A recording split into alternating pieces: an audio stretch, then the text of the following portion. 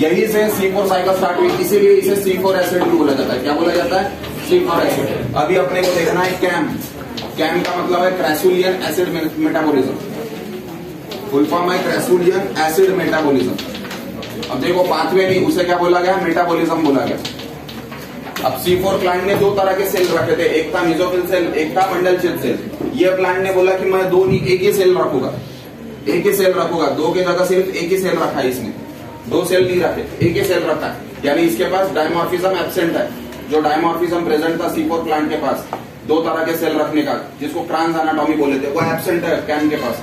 ठीक है, कैम ऐसे प्लांट है जो जीरोफिटिक कंडीशन में ग्रो होते हैं, जीरोफाइट्स बोला जाता है इन्हें, जीरोफिटिक कंडीशन में ग्रो होते हैं। जीरोफिटिक कंडीशन की सबसे बड़ी डिसएडवांटेज ये होती है कि वहां पे सन की इंटेंसिटी बहुत, रेगिस्तान वाले प्लांट है वो। एलोवेरा देखे क्या? जम्मू कश्मीर में ग्रो होगा क्या वो? जीरोफिटिक प्लांट है वो। उसकी ग्रो होने के लिए सबसे बड़ी रिक्वायरमेंट ये है कि उसको बहुत ज्यादा धूप होना। एलोवेरा का प्लांट सबसे अच्छे तरीके से कब ग्रो होता है? समर में। विंटर में और रेनी सीजन में ग्रो नहीं हो पाता वो, समर में जल्दी ग्रो होता। क्यों? क्योंकि हीट की इंटेंसिटी ज्यादा होना उसे। अब हीट में जो प्लांट ग्रो कर रहे हैं उनको बोला जाता है जीरोफाइट और कैम प्लांट। हीट में, हीट यानी ज्यादा टेम्परेचर, रेगिस्तान वाला इलाका। अब इमेजिन करो हीट प्रेजेंट है, टेम्परेचर ज्यादा, इसका मतलब सनलाइट ज्यादा है, तो दिन में टेम्परेचर बहुत ज्यादा रहेगा। तो दिन में अगर स्टोमेटा ओपन किया, क्या होगा? ट्रांसपीरेशन। ट्रांसपीरेशन को कम करना पड़ेगा क्योंकि वाटर लॉस कर रहा है वो अपना। अब वाटर लॉस को उसको प्रिवेंट करना है, वाटर लॉस कम करना है ना। तो वाटर लॉस को कम करने के लिए वो कोशिश करेगा कि मैं दिन में स्टोमेटा ओपन नहीं करूंगा। कब करूंगा ओपन? रात में। तो CO2 कब मिलेगा? रात में। तो यहाँ पे एक नाइट बना रहा है और यहाँ पे एक डे बना रहा है, ऐसे दो कॉलम्स बना रहे अपन। ठीक है, दोनों को डिवाइड नहीं कर रहे अपन, सिर्फ समझने के लिए एक डिमार्केशन लाइन बना रहे। सेल डिवाइडेड नहीं रहता, सेल एक है। वो पूरा सेल दिन में भी काम करता, पूरा सेल रात में भी काम करता। वो एक ही सेल है जो दिन में काम कर रहा है और रात में काम कर रहा है। समझने के लिए एक इंटरप्रेट करने के लिए अपन ने डिफरेंशिएट किए। ठीक है, अब नाइट में उसने स्टोमेटा ओपन किया तो CO2 कब मिल रहा है उसे? नाइट में। तो नाइट में CO2 एंटर हुआ, नाइट में CO2 एंटर होगा तो नाइट में PEP किस में कन्वर्ट होगा? मैलिक एसिड में कन्वर्ट होगा, मैलिक एसिड में। तो नाइट में मैलिक एसिड बनेगी, नाइट में मैलिक एसिड का कॉन्सेंट्रेशन ज्यादा रहेगा। अब नाइट में मैलिक एसिड का कॉन्सेंट्रेशन ज्यादा है यानी C4 एसिड नाइट में बहुत ज्यादा प्रेजेंट है। ठीक है, फिर दिन निकल गया, दिन में ये मैलिक एसिड को कन्वर्ट किया जाएगा। मैलिक एसिड को किस में कन्वर्ट करेगा वो? पायरुवेट में। पायरुवेट में कन्वर्ट करेगा तो क्या लिबरेट होगा? CO2। और ये CO2 को कौन फिक्स करेगा? C3 cycle. C3 साइकिल इस CO2 को फिक्स करेगी और क्या बनाएगी? ग्लूकोज। और ये जो पायरुवेट है ये रात को वापस कहा जाएगा? PEP। यानी चेंज नहीं हो रहा, वो एक सेल से दूसरे सेल भी नहीं जा रहा, उसी सेल में बस इंटर कन्वर्ज होना ना। यहाँ पे एक चीज को पकड़ना है आपने को, दिन में कौन सी साइकिल हो रही है? C3 cycle. और रात में कौन सी साइकिल हो रही है? C4। ये C4, ये C4 है, कब हो रही है? रात में। और दिन में कौन सी हो रही है? यानी दोनों साइकिल करा रहा है, C3 भी करा रहा, C4 भी करा रहा, बस टाइम के साथ जोड़ दिया उसने। और क्यों टाइम के साथ जोड़ दिया? जरूरी था उसके लिए। अगर वो टाइम के साथ नहीं जोड़ता उसे तो उसका लॉस ज्यादा होता, जितना फायदा नहीं हो रहा उससे ज्यादा लॉस होता, और वो लॉस उसके आंख पे आता ना। इसलिए उसने बोला कि नहीं भाई, मैं दिन में एक काम करूंगा, रात में एक काम करूंगा। दिन में वो स्टोमेटा ओपन कर ही नहीं सकता, इसलिए प्राइमरी कार्बन डाइऑक्साइड का फिक्सेशन वो दिन में तो कर ही नहीं सकता। तो प्राइमरी कार्बन डाइऑक्साइड का फिक्सेशन कब हो रहा? रात में। ये प्राइमरी फिक्सेशन, इसको टेम्पररी फिक्सेशन बोला था कल अपन ने, याद आ रहा है क्या? और इसको परमानेंट फिक्सेशन बोला था। ये टेम्पररी फिक्सेशन कौन कर रहा? PEP carboxylase. और पेप कार्बोक्सिलेज कब काम कर रहा? रात में। यहाँ पे परमानेंट फिक्सेशन CO2 का कब हो रहा? दिन में। और कौन करा रहा है ये परमानेंट फिक्सेशन? रूबिस्को। दोनों एंजाइम प्रेजेंट है, एंजाइम चेंज नहीं हुई, वही एंजाइम C3 में थी, वही एंजाइम C4 में और वही एंजाइम कैम में। बस उसने एनवायरमेंट के हिसाब से खुद को चेंज किया, वो जरूरी है। जो एनवायरमेंट के हिसाब से खुद को चेंज नहीं करेगा वो मारा जाएगा। Survival of the fittest. Fit environment नहीं होने वाला, ऑर्गेनिज्म को होना पड़ता, कोई भी ऑर्गेनिज्म हो। अपन को भी अगर रहना है तो फिट होना पड़ेगा, अगर फिट नहीं रहेंगे तो अपन कंपटीशन में फेंके जाएंगे, कुचले जाएंगे। इसीलिए चेंज करो खुद को, अडेप्ट करो। ये प्लांट्स ने तक अडेप्ट किया है खुद को, इसीलिए वो रह पा रहे। मिलियंस ऑफ ईयर्स पहले बने थे ये प्लांट, मिलियंस ऑफ ईयर्स पहले, मिलियंस ऑफ ईयर्स से आज भी प्रेजेंट है वो। पूरे प्लांट आज नहीं मिलते अपने को, काफी सारे प्लांट एक्सटिंक्ट हो गए, अपने को उनका नॉलेज ही नहीं। जब अपन वेद वगैरह पढ़ते हैं, पुरानी चीजें पढ़ते हैं, तब अपने को समझ में आता है कि तब वैसे प्लांट हुआ करते थे, आज नहीं है। क्यों? क्योंकि एटमॉस्फेयर में जो चेंज हो रहा है उस चेंज के हिसाब से वो अडेप्ट नहीं हो पाए। जो अडेप्ट नहीं हो पाए वो ऑटोमेटिकली इवोल्यूशनरी लाइन से बाहर फेंका जाएगा, वो एक्सटिंक्ट हो जाता, निकल जाता है। जो बचे रहते हैं इसका मतलब वो फिट है। उन्होंने स्ट्रगल किए, खुद को चेंज किया, अडेप्ट किए, इसीलिए रह पा रहे हैं। इसने क्या चेंज किया? इसने शिफ्ट किया पूरे मैकेनिज्म को लाइट के हिसाब से, टेम्परेचर के हिसाब से। एटमॉस्फेयर को चेंज कर सकते क्या अपन? नहीं। प्लांट को जरूर चेंज कर सकता हूं। यानी ये प्लांट ने बोला कि मैं एटमॉस्फेयर को चेंज कर पाऊंगा क्या? नहीं। एटमॉस्फेयर को चेंज करना उसके बस की बात नहीं है।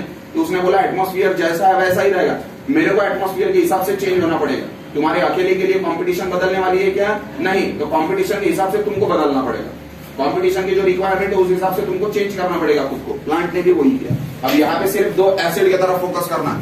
अपने को दिन में मिल रही ये वाली एसिड और रात में मिल रही अपने को ग्लूकोज। यानी दिन में रात में मिलेगा मैलिक एसिड और दिन में मिलेगा ग्लूकोज। तो रात में मैलिक एसिड का कॉन्सेंट्रेशन लीफ में ज्यादा रहेगा, दिन में ग्लूकोज का कॉन्सेंट्रेशन ज्यादा रहेगा। ये ग्लूकोज के नाम से नहीं रहता। ग्लूकोज किस में कन्वर्ट कर दिया जाता अगर ज्यादा है तो? स्टार्च में। यानी दिन में अपने को स्टार्च ज्यादा देखने मिलेगा प्लांट में और रात में अपने को मैलिक एसिड ज्यादा देखने मिलेगी। अब इसको इंटरकनेक्टेड करते हैं वैस्कुलर बंडल के साथ। ग्लूकोज का या स्टार्च का जो ट्रांसपोर्ट है प्लांट में वो कौन कराता है? फ्लोएम। कौन कराता है? फ्लोएम। तो फ्लोएम का कंडक्शन दिन में ज्यादा देखने मिलता है अपने को। फ्लोएम का कंडक्शन कब देखने मिलता है? दिन में। वही साइमल्टेनियसली ये फिक्सेशन कराने के लिए एक रिडक्शन की प्रोसेस हो रही है। हाइड्रोजन लग रहा है, वो हाइड्रोजन कहां से आ रहा है? वाटर से। वाटर का फ्लो कराता है जाइलम। तो जाइलम का काम अपने को रात को देखने मिलता है। तो ऐसा बोलते हैं कि ये प्लांट जो है रात को पानी ज्यादा पीते हैं। रात को पानी पीते हैं ये प्लांट। अगर तुम कोई गार्डन वार्डन में जाते हो तो वहां पे भी रात को 9-10 बजे पानी दिया जाता है पेड़ों को, क्योंकि उनके पास कुछ ऐसे प्लांट्स भी प्रेजेंट होते हैं जो रात को पानी की डिमांड करते हैं। अगर उनको रात को पानी नहीं मिला तो दूसरे दिन सुबह कितना भी पानी डालो वो मुरझा ही रहते। फिर दूसरे दिन रात को अगर पानी मिलता है तब वो स्टेबल हो गए या अपने वापस रिमोल्डिंग करके नॉर्मल पोजीशन पर आएंगे। फर्क समझ में आ रहा है? जिसकी जो डिमांड है उस समय ही पूरी की जाती है और उस समय ही प्रोसेस होती है, क्योंकि कोई रिएक्शन जो है उस तरीके से देखे जाते हैं। एग्जाम्पल के तौर पर दिया उसने 2-3 प्लांट दिए। एक दिया कैलेरिचो, एक दिया ओपनशिया और एक दिया एलोवेरा, पूरे जीरोफिटिक प्लांट। इसको फेज 1 फेज 2 भी बोलते हैं। रात में जो हो रहा है वो फेज 1, दिन में जो हो रहा है फेज 2। रात का पहला है, दिन का बाद में, क्योंकि पहली फेज कहाँ हो रही है? रात में। फॉस्फोइनॉल पाइरुवेट से ऑक्सैलो एसिडिक के जरिए मैलिक एसिड बनना ये पहली स्टेप है। अगर मैलिक एसिड नहीं बनेगी तो ग्लूकोज नहीं बनेगा, क्योंकि कार्बन डाइऑक्साइड जो ग्लूकोज के लिए होना वो कहां से मिल रहा है? एटमॉस्फेयर से मिल रहा क्या? वो मैलिक एसिड से मिल रहा है। समझ में आ रहा है? तो मैलिक एसिड बनना जरूरी है और मैलिक एसिड कब बन रही है? रात में। इसलिए पहली स्टेज क्या है? रात की। दूसरी स्टेज क्या है? दिन की। ये तो अपन उल्टा बोलते हैं। अपन बोलते दिन में पहली स्टेज, रात में दूसरी स्टेज। पहली स्टेज रात में, दूसरी स्टेज दिन में। वहां पे दिन और रात दिखाया उसने, सूरज और चांद भी दिखाया। देखो अच्छे से दिख रहा क्या? होशियार है वो, उसको पता है। अपन मूर्ख को बता रहे करके, मूर्खों को समझ में नहीं आएगा नहीं तो। और जो कार्बन डाइऑक्साइड जाएगा लीफ के अंदर वो कहां से जाएगा? Via stomata. स्टोमेटा की ओपनिंग है, स्टोमेटा के थ्रू ही जाएगा। अरे समझ में आया या नहीं? सिंपल है वो। इसके ऊपर लॉन्ग क्वेश्चन कभी नहीं आता। हाँ, शॉर्ट नोट जरूर पूछ सकता है वो। कैम प्लांट दोनों का मिक्सचर है, C3 प्लांट का भी और C4 प्लांट का भी। तो कैम प्लांट के पास दोनों के फीचर्स देखने मिलते हैं, C3 के भी और C4 के भी। कैम प्लांट यानी जीरोफिटिक प्लांट। जीरोफिटिक प्लांट का कोई एक आधा एडेप्टेशन बताओ भाई। देख के पहचान सकते हैं या नहीं पहचान सकते जीरोफिटिक प्लांट को? अगर थोड़ी सी अक्ल रही तो बिल्कुल पहचान सकते हैं। अब वो कैसे पहचानोगे? तुम्हारे सामने जो प्लांट है वो जीरोफिटिक है या नहीं है?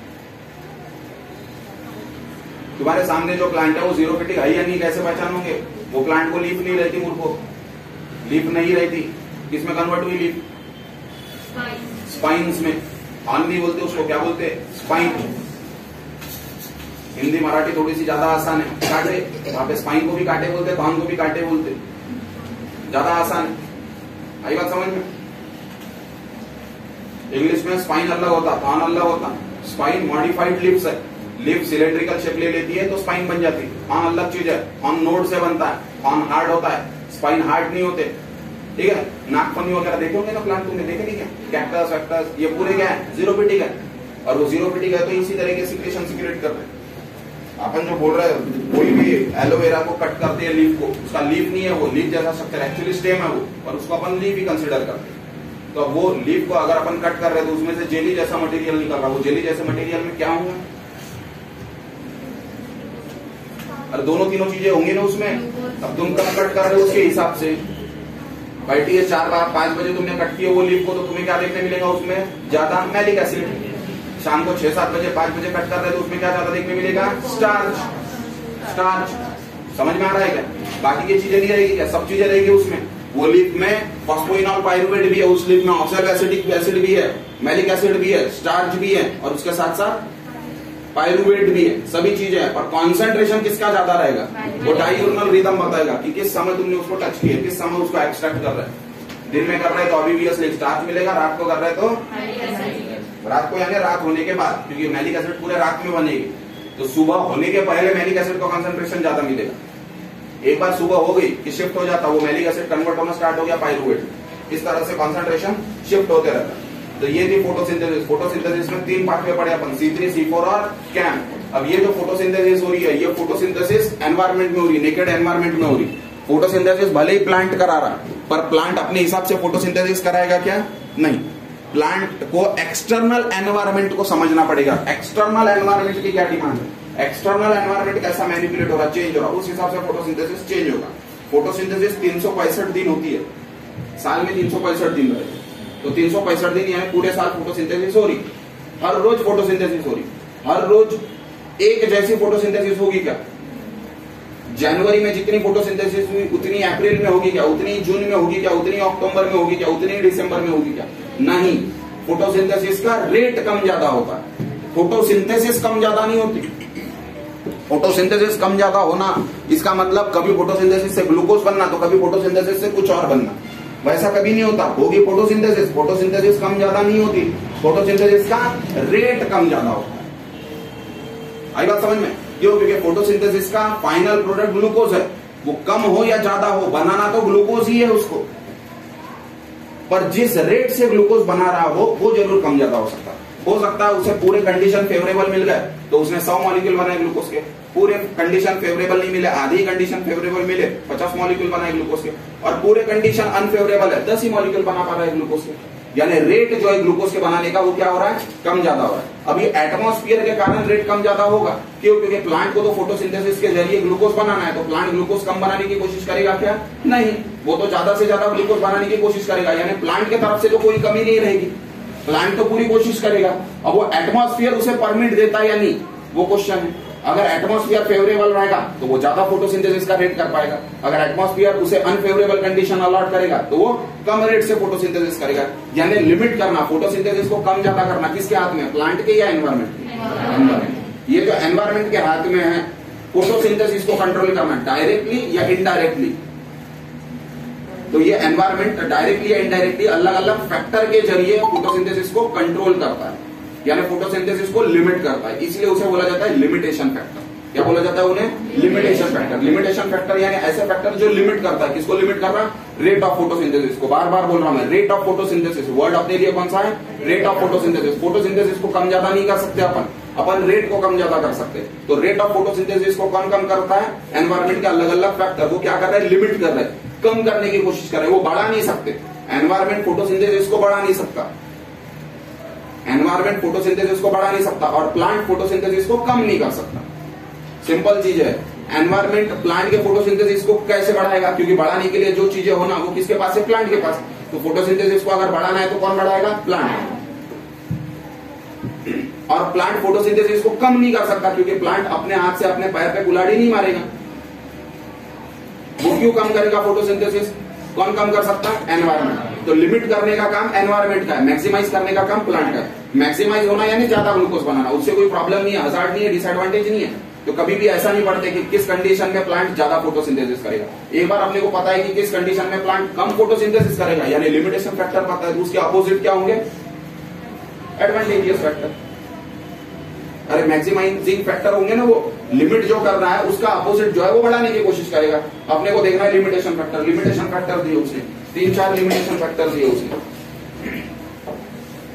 अब प्लांट के पास 2 तरह के फैक्टर है, एक है एक्सटर्नल फैक्टर, एक है इंटरनल फैक्टर। सबसे अच्छा रोल अगर निभाता है वो है एक्सटर्नल फैक्टर। एक्सटर्नल फैक्टर में 4 तरह के फैक्टर है, एक है लाइट, एक है कार्बन डाइऑक्साइड, एक है टेम्परेचर और एक है वाटर। देखो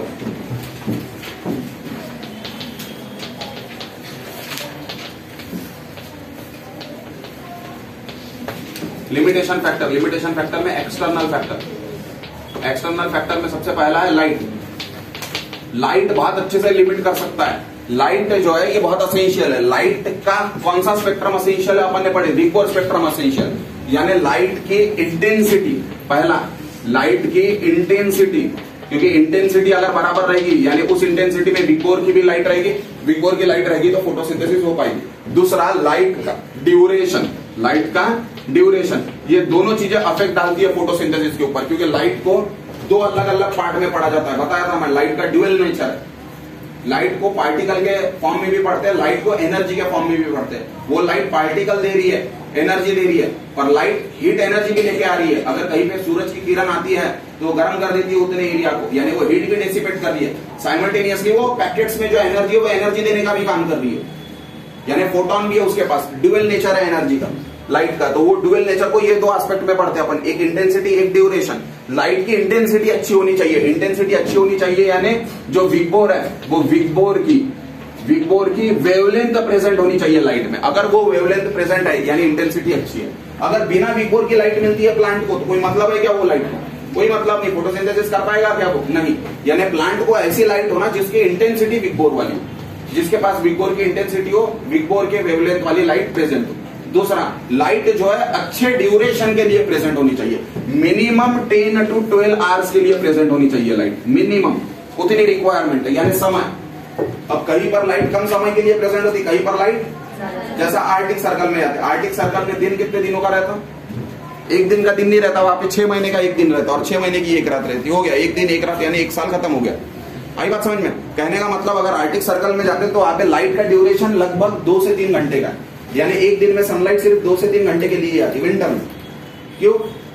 एक्सिस जो है अर्थ की वो थोड़ी सी टिल्टेड है, वो अलग चीज है, पर वहां पे 2 से 3 घंटे में ही लाइट आ रही एक दिन में, यानी बाकी के 20-21 घंटे के लिए क्या है? अंधेरा। तो 2-3 घंटे में वो इतना ग्लूकोज तो नहीं बना पाएगा कि 20-21 घंटे तक उसे यूटिलाइज कर सके, इसलिए प्लांट कम ग्रो होते हो। एंटार्क्टिका में जाओगे तो लगभग प्लांट दिखते ही नहीं, क्योंकि वहां पे 12 महीने अंधेरा ही रहता, वहां पे लाइट पहुंच ही नहीं पाती। फर्क समझ में आ रहा है क्या?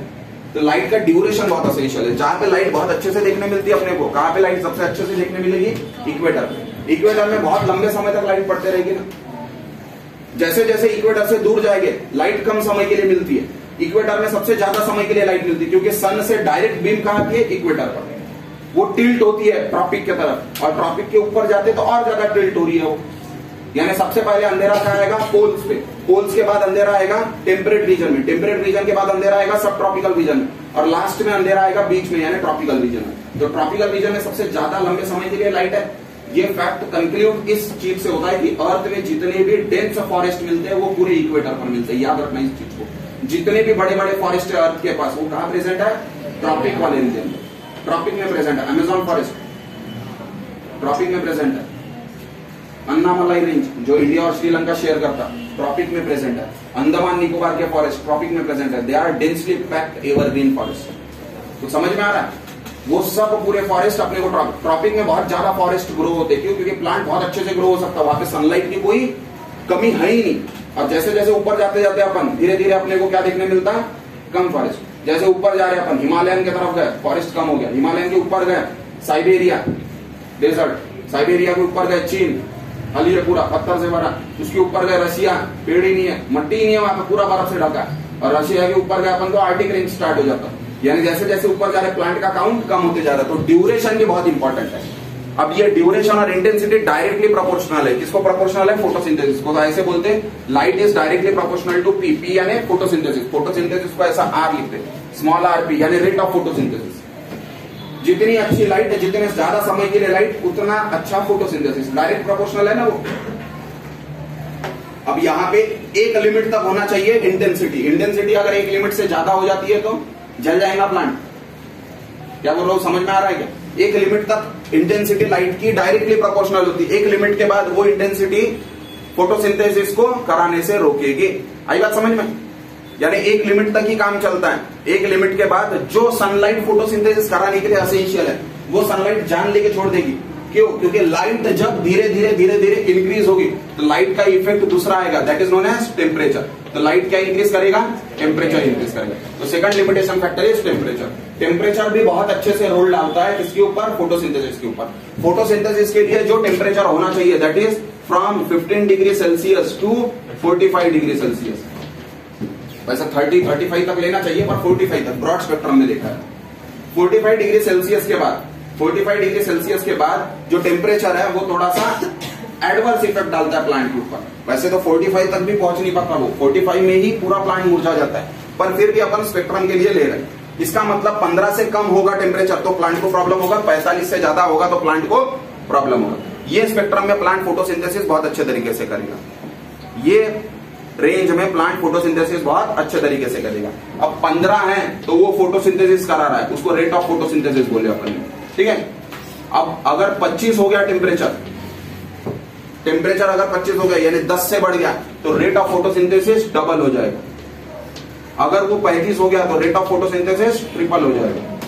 अगर वो 45 हो गया तो रेट ऑफ फोटोसिंथेसिस क्वाड्रपल हो जाएगा। और अगर वो 55 हो गया तो रेट ऑफ फोटोसिंथेसिस पी का भी आधा हो जाएगा। तो समझ में आ रहा है, यानी 15 डिग्री सेल्सियस में जितना हो रहा था उससे भी आधा हो रहा है 55 डिग्री। तो रेट ऑफ फोटोसिंथेसिस सिर्फ इतने में ही होता है, इसके आगे अगर बढ़ता है टेम्परेचर तो रेट ऑफ फोटोसिंथेसिस कम होता है, यानी फोटोसिंथेसिस कम हो रहा। क्यों बोल रहे हैं अपन रेट ऑफ फोटोसिंथेसिस कम हो रहा? क्योंकि 45 डिग्री सेल्सियस के आगे हीट एनर्जी इतनी ज्यादा डिसिपेट होती है कि लगभग पूरे के पूरे प्रोटीन जितने भी प्रेजेंट है सेल में वो पूरे प्रोटीन डीनेचर्ड होना स्टार्ट हो जाते हैं, प्रोटीन ही टूटना चालू हो गया। और फॉर योर काइंड इंफॉर्मेशन, ये जो प्रोटीन है ये प्रोटीन ही एंजाइम बनाता है, और फोटोसिंथेसिस कराने के लिए 2 एंजाइम है अपने पास, C4 और कैममेपेक, और बाकियों में रूबिस्को। अब जब ये दोनों एंजाइम ही टूट जाएंगे तो फोटोसिंथेसिस कौन करेगा? जब एंजाइम ही नहीं तो फोटोसिंथेसिस होगा क्या? तो हाइयर टेम्परेचर पे फोटोसिंथेसिस हो ही नहीं सकता। किसने रोका हाइयर टेम्परेचर पे फोटोसिंथेसिस को? एंजाइम। वो एंजाइम खुद काम नहीं कर रही ऐसा नहीं है, उसको तोड़ा गया है ना, टेम्परेचर ने तोड़ दिया उसको। जब तोड़ दिया तो वो कैसे काम करेगी? अब लोअर टेम्परेचर की तरफ आओ, 15 डिग्री सेल्सियस से कम, 15 डिग्री सेल्सियस से कम में वो एंजाइम इनएक्टिव होती है, हाइबरनेटिंग मोड पे चली जाती है। क्यों? क्योंकि उसको मिनिमम अमाउंट ऑफ जो एनर्जी लगती है वो नहीं है ना उसके पास। कोई भी चीज को काम करने के लिए मिनिमम अमाउंट ऑफ एनर्जी लगती है, वो मिनिमम अमाउंट ऑफ एनर्जी अगर मिलती है उसको तो ही वो काम करेगा। 15 डिग्री सेल्सियस के नीचे वो एंजाइम स्टेबल होगी, स्टैग्नेंट होगी, उसके पास एनर्जी नहीं है, वो फ्रीज हो रही है एंजाइम। जब एनर्जी नहीं है उसके पास तो वो काम कर पाएंगे क्या? नहीं कर पाएंगे ना। तो फोटोसिंथेसिस को बढ़ा पाएगी क्या वो? नहीं। तो 15 डिग्री सेल्सियस के नीचे भी अपने को फोटोसिंथेसिस, इसका डायरेक्ट मतलब यह है कि 15 डिग्री सेल्सियस के नीचे टेम्परेचर जहां पे अर्थ पे प्रेजेंट है वहां पे भी प्लांट बहुत कम देखने मिलते हैं, और 45 डिग्री सेल्सियस के ऊपर जहां टेम्परेचर है वहां पे भी प्लांट बहुत कम देखने मिलते हैं। अब ये 45 डिग्री सेल्सियस के ऊपर के टेम्परेचर के लिए तो अडेप्टेशन बना ही है कैम का। तो समझ में आ रहा है कैम का अडेप्टेशन क्यों बना? अरे कैम क्यों बनाया उसने? ताकि हाइयर टेम्परेचर पर कर पाए वो। तो 45-50 डिग्री सेल्सियस तक काम चला लेता कैम, पर 50 डिग्री सेल्सियस के ऊपर अगर टेम्परेचर है तो कैम भी काम नहीं करता। वैसा 50 डिग्री सेल्सियस के ऊपर अर्थ पे टेम्परेचर देखने नहीं मिलता, it is not practically possible. पर फिलहाल 5-6 सालों में ऐसे कुछ समय आए जहां पे कहीं कहीं पर 50 डिग्री सेल्सियस से भी ज्यादा टेम्परेचर देखा जा रहा है, जैसे कि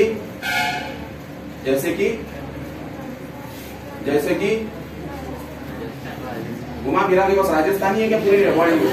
हाँ, कुछ नहीं है राजस्थान, वर्ल्ड के डेजर्ट के सामने कुछ नहीं है वो। जैसे तुम्हारे थाली में एक निवाला रहता वैसे पूरे अर्थ के सामने वो राजस्थान है। तुम्हारे थाली में से एक निवाला अगर कम हो गया, तुम चावल खा रहे थे, उस चावल में से 1 ग्राम तुमने चींटी को दे दिया, तुम भूखे रहोगे क्या? बहुत ज्यादा फर्क पड़ेगा क्या तुम्हारे? वैसा वो राजस्थान है, उसके डेजर्ट से दुनिया को फर्क नहीं पड़ता, कुछ नहीं है वो। इंडिया को बस दिया है वो ऊपर वाले ने कि घूमो जाओ देखो, गरीब है अपन, बाहर नहीं जा सकते, राजस्थान घूम के आओगे। समझ में आ रहा है? फर्क नहीं पड़ने वाला उससे इकोसिस्टम को, अरे फर्क नहीं पड़ने वाला उसको। वो वेस्टर्ली है, अब वेस्टर्ली नहीं पता ना अपने को, रेन शैडो रीजन है वो, इसलिए वहां पे डेजर्ट बना। एक समय बहुत अच्छा था वो, एवरग्रीन था, हरा भरा था, धीरे धीरे रेन शैडो रीजन बनते गया और डेजर्ट में कन्वर्ट होते गया। बहुत छोटा है वो, बहुत बड़े बड़े लैंडमार्क सिटी है वर्ल्ड में जहाँ पे टेम्परेचर 50 से ज्यादा देखने मिलता है। 50 से ज्यादा टेम्परेचर होना यानी अपने आप में कितनी बड़ी बात है। लोएस्ट टेम्परेचर कहाँ मिलता है? तुम बोलोगे अंटार्कटिका में थर्मोमीटर लेके जाएंगा कोई? तुमको ही भेजना पड़ेगा। वहां पे सिर्फ अंदाज लगाते हैं अपन, साइंटिस्ट भी बड़े होशियार है, उनको पता है अंटार्कटिका में कोई जाने वाला नहीं। आएंगा एक आगे बोलेंगे वहां पे -100 डिग्री सेल्सियस है, सब मानेंगे भाई जैसे। जाएगा कौन? जब जाएगा नहीं कोई, वहां से यहाँ मिला नहीं है। प्रैक्टिकली लोएस्ट टेम्परेचर वाली सिटी अपने पूरे वर्ल्ड में अलास्का, जहाँ पे लोग रहते हैं, जहाँ पे रेलवे स्टेशन भी है, एक बात समझे, लोग भी रहते हैं वहां, और वहां पे टेम्परेचर कितना रहता है? -40, -45, -50 डिग्री सेल्सियस। -50 डिग्री सेल्सियस तक टेम्परेचर गिरता है। विंटर सीजन में जाता रहता है, क्रिसमस के अराउंड। हाईएस्ट टेम्परेचर कहाँ मिलता है? कहाँ मिलना चाहिए? वेरी गुड, ऐसा पकड़ना पड़ता। अब इक्वेटर में कौन सा कंटिनेंट है? African continent. Very good. अब अफ्रीका में एक कंट्री ऐसी है जिनके सिटीज में बहुत ज्यादा, ऐसे पकड़ो, कैच करो तुम आंसर को, थोड़ा सा दिमाग लगाओ, ठीक है। और इक्वेटर में सबसे ज्यादा टेम्परेचर देखने मिलेगा ना, पोल की तरफ थोड़ी देखने मिलेगा, पोल की तरफ तो कोल्ड रहेगा।